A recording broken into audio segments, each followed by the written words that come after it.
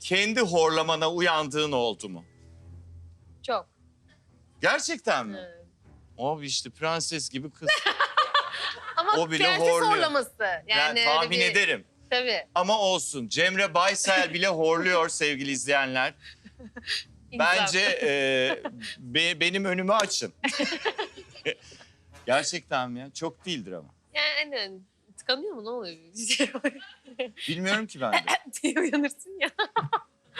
Boğuluyor musun Cemre sen acaba o anda? O uyku apnesi olmasın? Olabilir.